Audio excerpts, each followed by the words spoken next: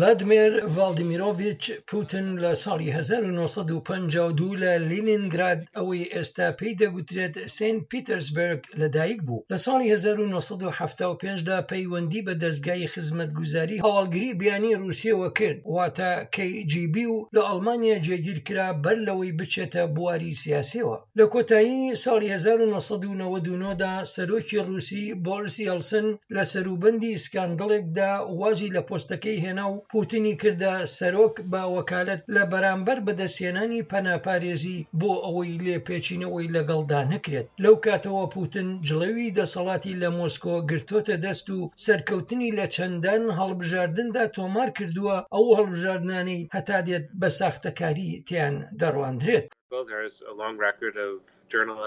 تۆمارنامەیەکی دوور و درێژ هەیە لەبارەی ڕۆژنامەوانان و ئەفسەرانی هەواڵگری کەسانی دیکە ئەوانەی کوژراون. وا لێک درێتەوە کە کوشتنەکان بە فەرمانی پوتین بوو بێت یان هەر نەبێت بە فەرمانی ئەوانەی لە خوار پوتنەوە بوون. پوتین وێنەی توانای بەهێزی نێرینەیەکی لە ڕادەبەدەری پیشانداوە، هەروەها شارەزایی لە دەسەڵاتدا. ئەم شێوازە لەگەڵ ئایدیۆلۆژیای ڕابەرایەتی پوتیندا دەگونجێت.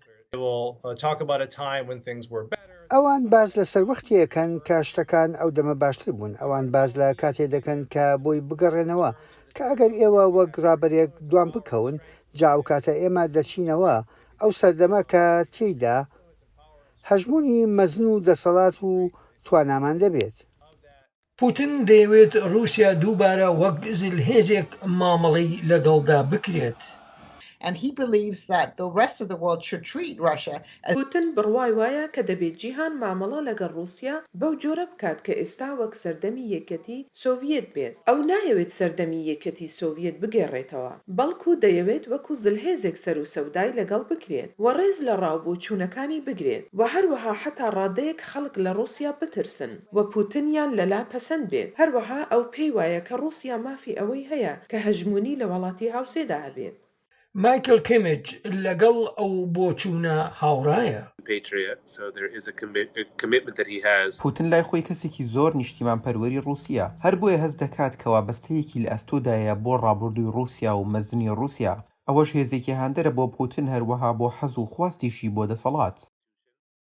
وێڕای هەتا ڕادەیەک لاوازی ئابووری رووسیا، بەڵام پوتین خۆی لە چەندان ململانەی گەورە لە سەرانسەری جیهان هەڵقورتاندووە و چەند هاوپەیمانێکی بەهێزی دروست کردووە. ئەو کارەی ناوبانگی پوتینی لە نێو رووسیادا بەرز کردوێتەوە.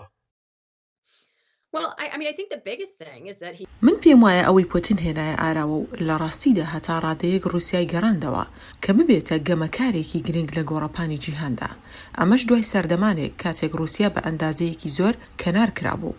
جا پوتین ئەم کارەی بە هەوڵدانی زیاتر لە توانای خۆی ئەنجامی داوە. ئایا وانە؟ وێڕای ئەوەی پوتین سوپای رووسی دووچاری شەڕی درندانە کردووە لەوانە داگیرکردنی وڵاتی ئۆکرانیای هاوسەی پوتین بەو کارەی زۆرێکی تووشی سەرسوڕمان کردووە، ئەوەش بەهۆی گەورەی لە ڕادەبەدەری مەترسیەکانی ئەو داگیرکاریانە.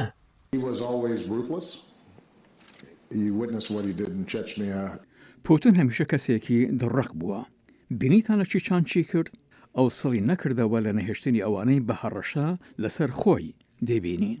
هەر بۆیە ئەمە بۆ پوتین ڕەفتارێکی نوێ نییە.